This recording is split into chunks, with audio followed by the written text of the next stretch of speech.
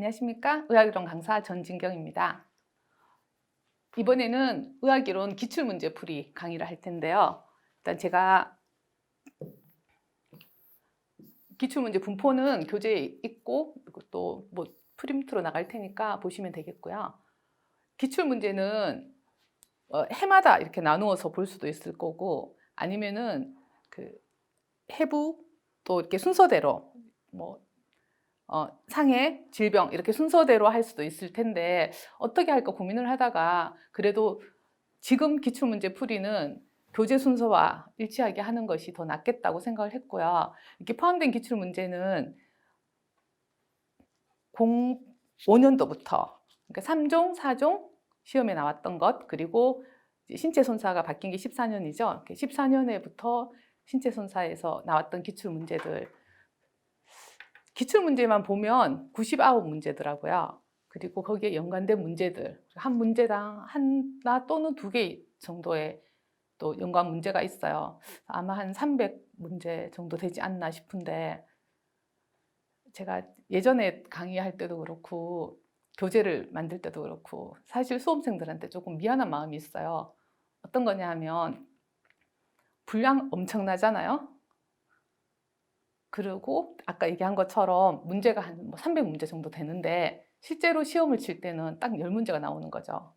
그래서 어떤 사람은 자기가 공부했던 그러니까 몇 개만 딱 집어서 공부한 사람이 거기에서 또 좋은 점수를 받기도 하고, 방대한 분량을 억지로 외웠는데 거기서 몇 문제 안 나오니까 시험을 치고 나서 오히려 공부를 많이 한 사람들이 허탈함을 많이 느껴요. 그래서 제가 이렇게 딱 10문제 치는데 많은 걸 가르치면 수험생들한테 너무 힘들게 하는 거 아닌가라는 생각도 했는데, 또 시험 나오는 경향을 보면 너무 여기저기서 막 구석구석에서 나오기 때문에 또 놓칠 수도 없는 거니까. 그리고 제가 거기에서 마음을 잡은 건 교재 앞에 서두에도 썼지만 손해사정사가 되면 의학이론은 정말 중요해요. 시험 칠 때는 4분의 1밖에 안 되지만 손해사가 되면 첫 번째 받는 게 진단서거든요. 그럼 진단서 내용을 보고 해부를 모르면 이 사람이 어디가 다쳤는지 알 수가 없는 거죠. 거기서부터 출발하기 때문에 좀 마음을, 내가 이걸 강의를 하는 것이 이렇게 많은 양을 가르쳐도 수험생들이 합격뿐만 아니고 플러스 손해산증사가 됐을 때 실무에 쓸 수 있다, 이렇게 생각을 하니까 조금 덜 미안해지더라고요. 일단 문제들을 한번 보시면 이렇게 주제가 뭔지 그리고 몇 년도의 기출인지가 적혀 있고요. 당연히 08년도면은 3종인지 4종인지, 그때 당시에는 3종에서도 의학이 한 2개 나왔었고요. 4종에서도 한 2개 정도 나왔는데 이게 딱 겹치는 게 있어요. 같은 문제가 나올 때가 있어서 한 해에 3개 또는 2개의 문제들이 있었거든요. 그리고 08년도면 나온 지 오래됐죠. 이런 경우에 제가 별표를 치고, 또 그래서 나올 확률이 높다, 중요하다, 이런 것들을 별표를 하나 또는 2개 정도 해서 별표를 쳐놨고요. 아마도 작년 문제는 당연히 2011년 문제는 안 나올 거고요. 재작년 문제도 잘 나오진 않는 것 같더라고요, 기출에서. 그리고 다시 나오는 문제들은 외상에서 뭐 전방 십자인대라든지 후방 십자인대라든지 뭐 이런 인대들 약간 중요한 것들, 그리고 한때는 골절 합병증이 뭐 해마다 이렇게 나오고 그랬었는데 출제 경향도 살짝씩 바뀌고는 있습니다. 일단 08년 기출 움직임에 관한 용어부터 한번 살펴볼게요. 신체 부위의 움직임, 무브먼트에 관한 해부학적 용어를 10가지 열거하시오 라는 문제였고요. 해부학적인 용어들은 일단 굴곡과 신전을 하나로 묶어서 생각을 해야 되는데, 요게 10가지를 열거하라고 했으니까 굴곡 따로 신전 따로 이렇게 적어주는 게 좋겠죠. 굴곡은 시상면을 따라 굽어지면서 각이 작아지는 운동이다. 신전은 시상면을 따라 펴지며 각이 커지는 운동이다. 여기에서 플러스해서 과신전, 신전의 정상 범위보다 더 큰 운동, 신전이 되는 것을 과신전이라고 한다. 이렇게까지 기억을 해주시면 좋겠고요. 시상면이 뭔지는 다 아시겠죠? 아시겠지만 일단 이렇게 인체를 좌우로 나누는 것이 시상면입니다. 내전이라는 것은 그다음 내전과 외전을 또 세트로 묶어서 생각을 해보셔야 되겠는데, 인간을 중심에 놓은 정중면을 중심으로 해서 안쪽으로 오는 것을 내전 또는 장축에 가깝게, 사지를 체간에 가깝게, 일단 가깝게 하는 것을 내전, 바깥으로 멀게 장축에서 멀어지거나 사지를 체간에서 멀어지게 하는 운동을 외전, 이렇게 내전, 외전 또 하나의 세트로 외워주시고요. 내회전, 외회전은 장축을 중심으로 안쪽으로 도는 운동, 바깥으로 도는 운동, 이렇게 내회전, 외회전도 세트로 외워두시면 되겠습니다. 회선이라는 것은 이렇게 굴곡, 신전, 내전, 외전, 회전 운동이 연속된 상태로 장축이 이렇게 원추를 그리는 운동을 회선이라고 부릅니다. 그럼 내회전, 외회전, 회선 세 가지도 세트로 외워주시면 좋겠고요. 회내와 해외라는 운동이 있습니다. 전완부 운동인데요. 손바닥이 이렇게 굴곡한 상태에서 손바닥이 바닥이나 이렇게 바닥으로 가는 거죠. 이제 주관절이 굴곡한 상태에서 전완부가 이렇게 도는 거예요. 아니면 똑바로 회복적인 자세로 있다고 생각을 하면은 안쪽으로 도는 거죠. 해, 내, 해, 외. 바깥으로 도는 것. 손바닥이 바닥이나 뒤로 향하게 하는 전완부의 운동을 해, 내라고 하고요. 손바닥이 위나 앞으로 향하게 하는 전완부의 운동을 회, 외라고 합니다. 해, 내, 회, 외 또 같이 세트로 외워두시고요. 네 번은 발바닥의 운동이에요. 발바닥이 정중면으로 향하게 하는 운동을 네 번이라고 하고요. 발바닥이 몸의 바깥쪽으로 향하게 하면 외번이라고 합니다. 배축 굴곡, 장축 굴곡, 저축 굴곡 이 세 가지는 또 하나의 세트로 외워두셔야 되겠는데요. 배라는 것은 등 배자를 써서 등 쪽이라는 건데 손등이나 발등 쪽으로 굴곡되는 운동이다. 장축 굴곡은 손바닥 쪽, 저축 굴곡은 발바닥 쪽으로 굴곡되는 운동이다. 근데 굴곡은 아까 위에 시상면을 따라 굽어지면서 각이 작아지는 운동이라고 했죠. 근데 손바닥, 발바닥을 생각해 보면 이것도 굴곡이고 이것도 굴곡일 수 있는 거예요. 그래서 이렇게 배축 굴곡, 장축 굴곡, 저축 굴곡이라는 용어를 써서 구분을 하고 있습니다. 굴곡 신전, 내전, 외전, 내회전, 외회전, 회선, 그리고 회내, 해외, 네번, 외번, 또 배축 굴곡, 장축 굴곡, 저축 굴곡 이렇게 세트로 다 외워주시면 10가지 충분히 적으실 수 있겠죠. 이와 연관된 문제라서 해부학적인 자세와 면, 위치에 대한 것들을 연관 문제를 한번 준비해 봤는데요. 해부학적인 자세라는 것은 양발을 일직선으로 되게 모은 채 똑바로 서서 눈은 수평선을 바라봅니다. 그리고 중요한 것은 양팔은 밑으로 떨어뜨리는데 손바닥이 앞으로 향한다는 거죠. 양팔은 손바닥을 앞으로 하여 자연스럽게 늘어뜨린 자세를 말하고 모든 위치와 방향의 기준이 됩니다. 해부학적인 면이라는 것은 이 해부학적인 자세를 기준으로 해서 인체를 앞뒤로 나누는 것, 전두면 또는 관상면이라고 부르고요. 좌우로 이렇게 나누면은 시상면이라고 부르는데 이 중에 정중앙에 내려가는 시상면을 정중면이라고 부릅니다. 횡단면과 수평면이라는 것은 이렇게 상하로 나누는 거죠. CT를 찍을 때는 예전에는 이렇게 횡단면에 CT만 찍었었는데 요즘은 이제 자세를 바꾸면 다른 면을 찍을 수가 있는 거잖아요. 그래서 3D CT가 가능해지는 거예요. 해부학적인 위치는 일단 그냥 자기의 몸을 기준으로 한번 생각을 해보시면 돼요. 앞쪽, 뒤쪽, 위쪽, 아래쪽, 쉽죠? 좌우. 내 몸은 좌우가 이렇게 되는데 환자를 볼 때는 이쪽이 좌측이 된다, 이쪽이 우측이 된다. 기본 강의할 때 얘기를 했었는데 좀 헷갈리는 경우가 많습니다. 그리고 이때 정중면을 기준으로 해서 안쪽으로 오는 것을 내측, 바깥쪽으로 하는 것은 외측이라고 부릅니다.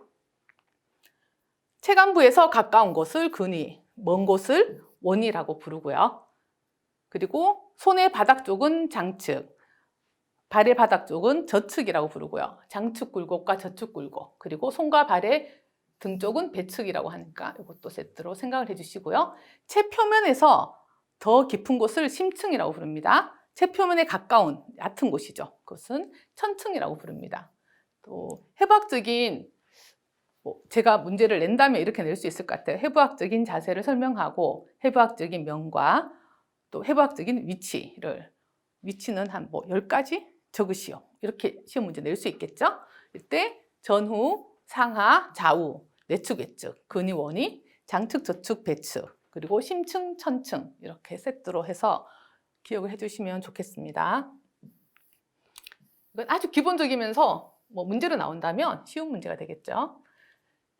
CT와 MRI 비교는 이보다 더 전에 05년보다 더 전에 시험에 한번 나온 적이 있었는데 그래서 기출문제로 넣진 않고요. 연관문제를 한번 넣어봤습니다.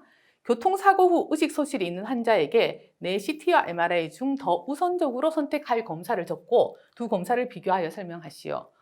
예전에 나왔던 문제는 그냥 어느 검사를 더 우선적으로 해야 되냐라는 문제였고요. 우선적으로 선택할 검사는 CT입니다. 생각해 볼 때 CT보다 MRI가 더 좋은 검사인 것 같은데 왜 CT가 답인지 이상하실 수 있죠. 근데 CT는 MRI가 어려운 환자에게 이용 가능합니다. 어떤 환자일까요?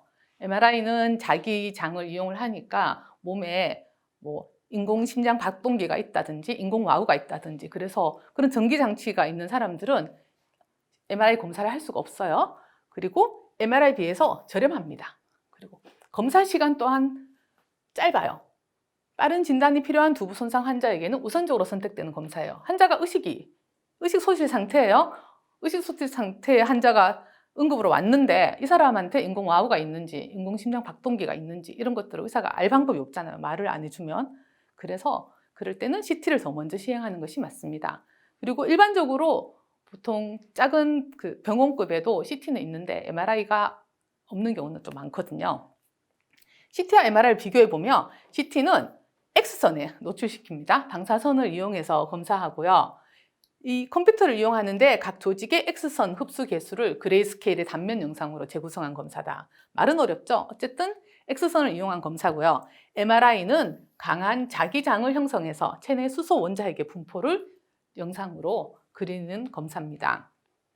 CT의 음영은 높은 흡수개수 조직은 고음영, 낮은 흡수개수 조직은 저음영. 어떤 말이냐 하면 CT를 찍을 때 X선이 나가잖아요. 그 X선을 많이 흡수하면 흰색이 되는 거예요. 우리 뼈가 흰색이잖아요. X선을 많이 흡수하니까. 그것과 연관해서 생각하시면 되겠고요. MRI는 수소 원자핵의 밀도, 또 T1, T2 반복 시간, 에코 시간, 혈류 이런 것들에 대해서 음영이 결정이 됩니다. 해부학적인 단면은 CT는 횡단면을 얻을 수 있는데 자세를 바꿔서 요즘은 3D CT도 가능해요. MRI는 환자의 자세 변화 없이도 다양한 영상면을 얻을 수가 있습니다. 영상의 특징을 보면 CT는 미세골절이라든지 석회화된 병변, 뇌출혈 등에서 MRI보다 정확합니다. MRI는 연부 조직의 대조도가 뛰어나요. 그리고 해부학적으로 복잡한 조직의 구조 관찰이 용이하고 비출혈성 병변, 뇌 자상 같은 것들이겠죠? CT보다 유용합니다. 장단점을 보면 CT는 MRI가 어려운 환자에게 이용이 가능하고요. MRI에 비해 저렴하고 검사 시간도 짧습니다. 그렇지만 단시간에 많은 방사선에 노출되고요. 조영제를 사용해야 되는 경우가 있어요. 복부 CT라든지 찍을 때 이때 조영제 과민 반응, 또 신장이 조영제를 이렇게 몸 밖으로 배출하는 과정에서 신장에 부담을 줄 수도 있습니다. MRI는 방사선에 노출될 위험이 없고 혈관의 상태를 촬영할 수 있다는 장점이 있는데 신경 자극기라든지 뇌 동맥류 클립, 생명유지 장치 같은 것을 부착하고 있는 환자에게는 검사가 불가능해요. 그리고 공기나 인체 내 이물질이 있는 경우에는 영상이 저하되게 되고요. CT에 비해서 비용도 비싸고 촬영 시간도 길다는 단점이 있습니다. 다음 문제는 20년의 기출문제인데요. 체간골에 대한 문제입니다. 체간골은 흉곽과 척추체로 이루어져 있다. 흉곽과 척추체를 구성하는 뼈의 이름을 서술하고 여기 7점입니다. 체간골의 기능을 서술하시오. 3점. 지금까지 의학이론 문제는 10점짜리가 아닌 게 나온 적이 없어요. 다른 과목은 계산 문제, 복합적인 거에서 20점, 30점 이런 문제가 나오기도 했지만 현재까지는 의학이론은 10점짜리만 나왔었습니다. 여기서 약간 논란이 있는데요. 체간골을 흉곽과 척추체로 이루어져 있다. 이렇게 일단 전제 조건을 줬기 때문에 흉곽과 척추체에 대해서 얘기했는데 골반까지 같이 넣는 그런 교재들도 있습니다. 일단 우리는 문제에 주어진 대로 흉곽과 척추체를 구성하는 뼈 이름을 적을 겁니다. 흉곽은 일단 늑골이 있어요. 늑골은 12개의 늑골이 있죠. 가슴 양쪽에 각 12개, 총 24개의 늑골이 있습니다. 앞쪽에는 흉골이 있고요. 뒤쪽에는 흉추가 있어서 흉곽을 형성하게 됩니다. 늑골의 1번에서 7번은 흉골하고 늑연골로 이렇게 연결이 되어 있기 때문에 진늑골이라고 부르고요. 8번에서 10번은 7번 늑골에 연결되어 있어요. 가짜 늑골 이런 이름의 가늑골로 부르고요. 11, 12번은 그냥 떠 있어요. 흉추와만 연결이 되어 있기 때문에 부유늑골 이렇게 부릅니다. 일단 늑골, 24개의 늑골이 있고요. 흉골, 흉부 앞쪽에 있고 복장이야 이렇게 칠 때 그 부분이 흉골이 되는 거죠. 복장뼈라고 부릅니다. 쇄골은 흉골과 견갑골을 잇는 뼈입니다. 팔을 몸통에 고정시키는 역할을 하고요. 견갑골은 어깨 뒤쪽에 있는 뼈죠. 역삼각형 모양의 뼈입니다. 흉추는 등뼈라고 부르는데요. 흉부 뒤쪽에 위치하고 흉추의 개수는 12개입니다. 자, 그러면 척추체로 이루어져 있다 해서 척추를 구성하는 뼈도 살펴볼 텐데 경추가 7개, 흉추가 12개, 요추가 5개, 천추가 1개, 그리고 미추도 1개. 원래 태생기 때는 천추나 미추는 천추 5개, 미추는 3개에서 6개까지라고 보통 적혀 있는데 한 5개, 6개 아니면 4개 뭐 이렇게 있던 미추는 하나로 융합이 돼서 성인이 되면 1개가 돼요. 그림으로 한번 보시면은 이 부분이 흉골, 쇄골, 이 뒤쪽에 있는 것이 견갑골이고요. 늑골, 그리고 뒤에 흉추, 요추, 천추, 미추 여기까지를 채강골로 정의를 했고요. 채강골의 기능을 보시면 일단 지지하는 기능이 있습니다. 이 기능은 뼈가 가지는 기능과 똑같아요. 인체의 모양을 지탱해주는 뼈대 역할을 하고 있습니다. 흉추가 있어서 이렇게 똑바로 서겠죠. 요추도 있어서 바로 서게 되고요. 보호 기능이 있습니다. 이렇게 흉곽을 형성해서 폐와 심장을 보호하고 있고요. 골반 같은 경우에는 복부에 있는 장기들을 보호하고 있습니다. 운동 기능이 있는데요. 채강골의 운동 기능을 살펴보면은 늑골 사이에 있는 늑간인대가 수축과 이완을 하면서 호흡이 가능하게 하고 척추체는 여기 사이사이에 인추간판이 있죠. 그리고 이 직립운동이 가능하게 하고 또 보행도 가능하게 합니다. 조혈 기능이 있는데 흉골의 적색골수에서 혈구를 생성합니다. 그리고 저장 기능, 무기질과 지방 같은 것들을 채강골에서 저장을 하게 되는 거죠. 이 기능은 뼈의 기능과 같습니다. 채강골은 다시 안 나오겠지만 뼈에 대해서 묻는 문제는 계속 나올 수가 있어요. 그래서 우리가 뼈 이름을 정확히 알고 정확히 외워야 됩니다.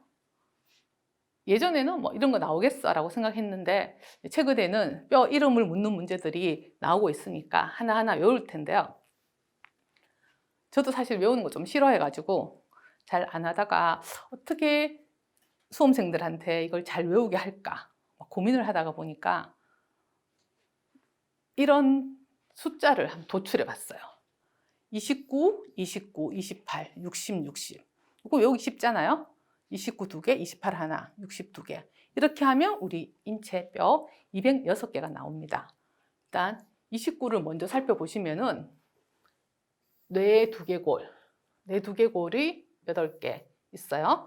안면 두개골을 14개로도 보고 15개로도 봐요. 왜냐하면 이제 설골이 이게 그 깍두기처럼 붙었다 뗐다 해서 어떤 책은 14개, 어떤 책은 15개 이렇게 적는데 저도 책에다가 이렇게 막 안면 두개골을 설골을 넣었다 뺐다가 했던데 일단 15개. 그리고 이소골이라고 있어요. 이소골, 귀 안에 있는 제일 작은 뼈죠. 이 이소골도 양쪽에 3개가 있어요. 그래서 6개. 이걸 다 더하면은 29개가 나오죠. 그래서 머리 쪽에 29개의 뼈가 있다. 외우시고요. 그리고 경추가 7개죠. 흉추가 12개, 요추가 5개, 천추 하나, 미추 하나. 그리고 골반을 형성하는 뼈는 원래 사실 뭐 이렇게 따지면 두개골도 하나로 붙어 있는데 얘도 여하튼 붙어 있다고 해서 원래는 여기가 장골, 엉덩이 돼 있는 쪽에 자골, 그리고 이 앞쪽에 치골 이렇게 3개로 나뉘는데 하나의 관골로 돼 있다고 이 무명골 또는 관골이라고 부르는데요. 2개의 관골이 만나서 골반을 이룬다라고 해서 2개로 봅니다. 그러면 19, 24, 25, 26, 27, 20. 네, 28개가 되죠. 여기 28개가 골반 경추에서부터 시작해서 골반까지 28개 외우고요. 그리고 이 29개는 늑골이 24개죠. 늑골 24개, 흉골 하나, 쇄골 2개, 견갑골 뒤쪽에 2개 있죠. 이렇게 더하면 또 29개가 돼요. 어때요? 자, 여기 늑골하고 요 밑쪽 부분 합쳐서 29개. 흉추랑 골반까지 합쳐서 28개. 상지의 뼈를 보면은 상완골이 1개 있으니까 양쪽에 2개죠. 그리고 요골 척골, 전완부에 있는 요골 척골 양쪽에 4개. 그리고 수궁골은 상완 수궁골은 8개가 있잖아요. 그러면 16개. 중수골 5개 있으니까 10개. 그리고 수지골은 1번은 2개, 나머지는 3개씩이잖아요. 그래서 3, 4, 12, 14. 하면 30.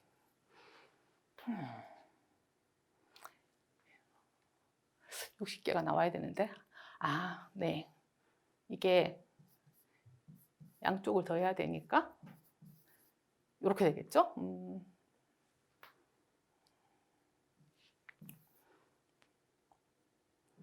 양쪽이니까 이렇게 다 더하면 60개가 나와요.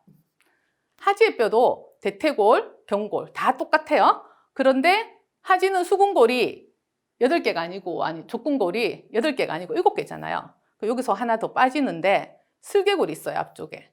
그래서 슬개골까지 더하면 60개가 되더라고요.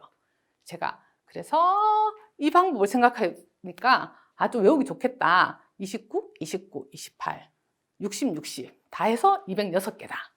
그러면 이 29개를 어떻게 찾아갈 것이냐는 하나하나 외우면서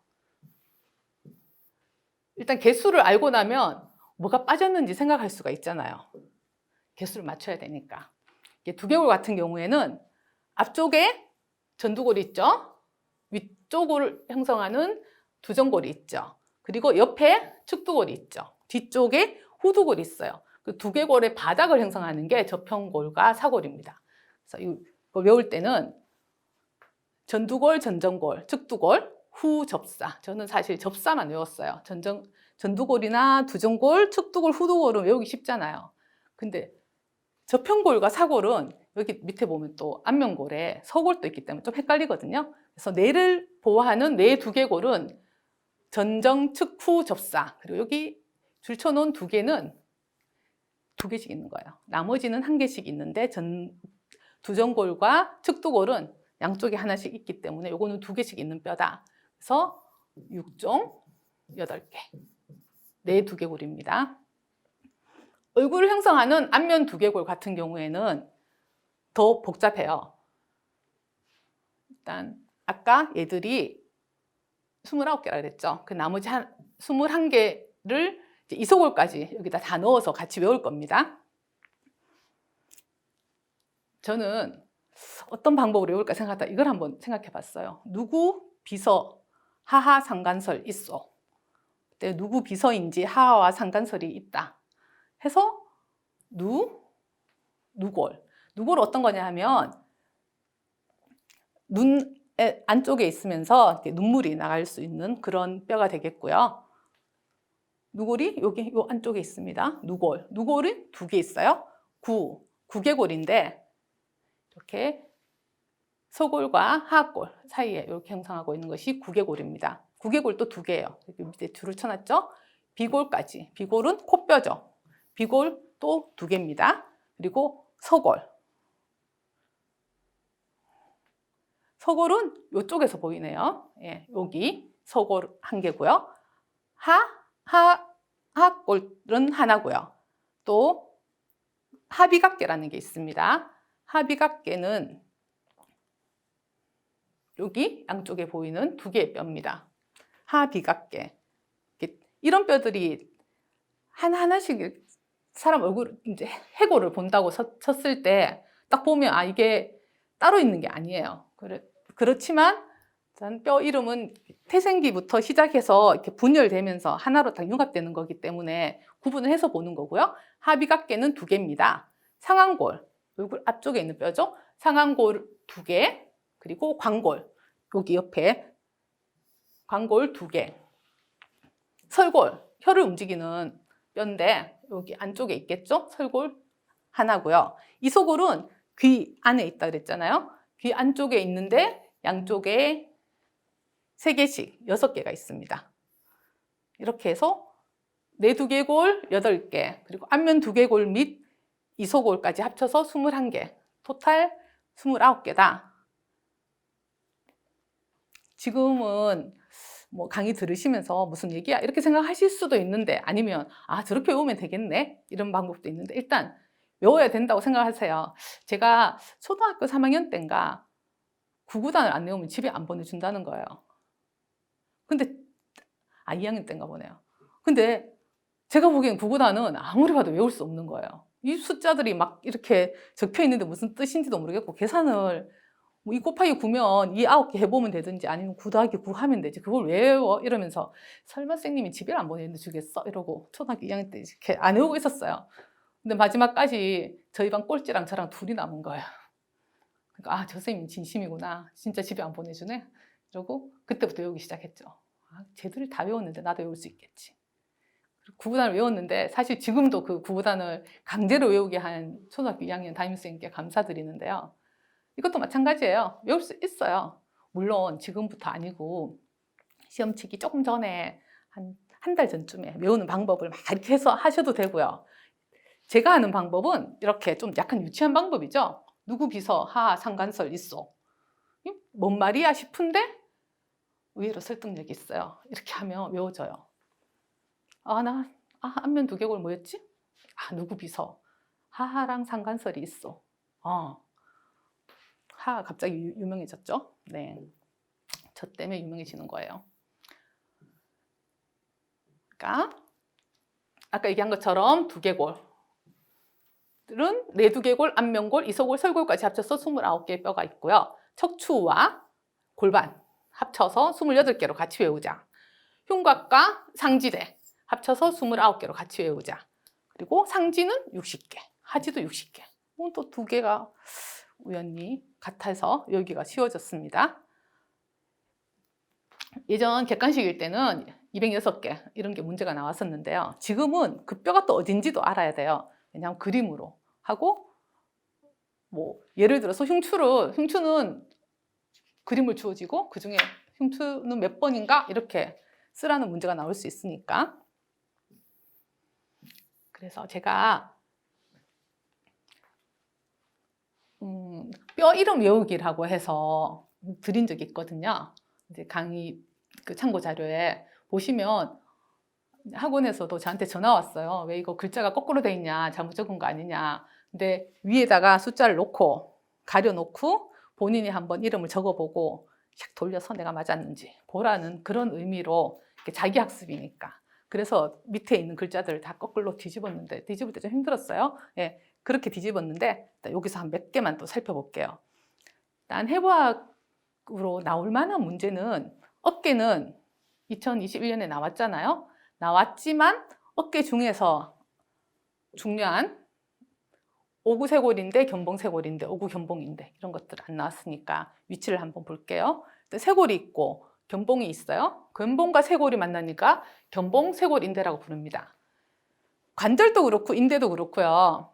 관절이 하는 기능은 뼈와 뼈가 만나서 관절을 형성하죠.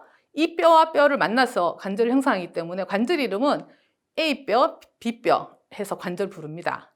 그리고 인대는 하는 기능이 관절을 이루는 뼈의 안정성을 유지하는 거예요. 그래서 뼈와 뼈를 연결해 주면서 안정성을 유지해 주는데, 인대 이름도 보통 A뼈, B뼈, 인대 이렇게 불러요. 그래서 견봉과 쇄골이 만나면 견봉쇄골인데, 여기가 오구돌기인데 오구돌기와 쇄골이 만나면 오구쇄골인데, 오구돌기와 견봉이 만나서 오구견봉인데, 이 세 가지가 경관절, 이게 원래 경관절은 이건데요. 일단 어깨 쪽에 있는 안정성을 유지해 주는 것이고요.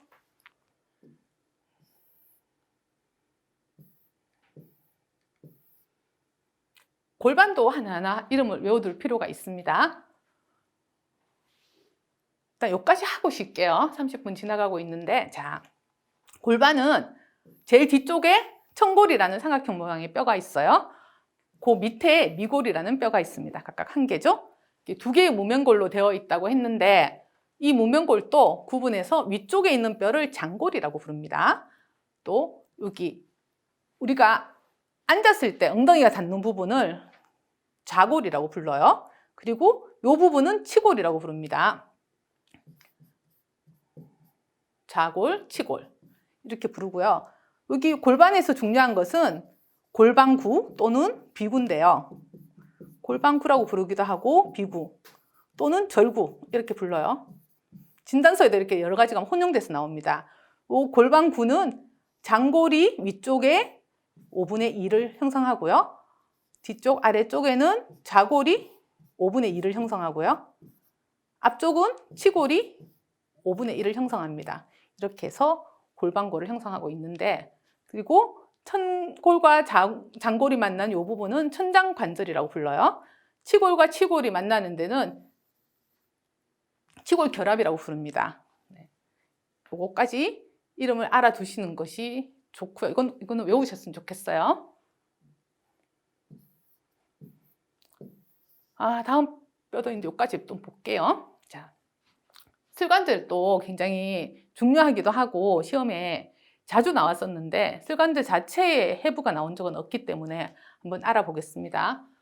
기본 강의 때도 얘기했었는데 손을 주머니에 딱 꼽는다고 생각을 하고 여기 뒤쪽에 대퇴 뒤쪽에서부터 앞쪽으로 뻗어나가는 것이 전방십자인데, 그 뒤쪽으로 나가는 것이 후방십자인데, 그리고 슬관절의 내측에 위에서 대퇴골과 경골을 연결하는 것이 내측 측부인데, 대퇴골의 외측과 비골에 연결되는 것이 외측 측부인데, 그리고 반월상연골, 내측 반월상연골, 외측 반월상연골, 요거 6가지는 꼭 어디 있는지 위치를 알아두실 필요가 있습니다. 그림을 딱 주어지고 전방십자인대는 어딘가 딱 물었을 때 이게 1번이면 1번 딱 적을 수 있어야 되겠습니다.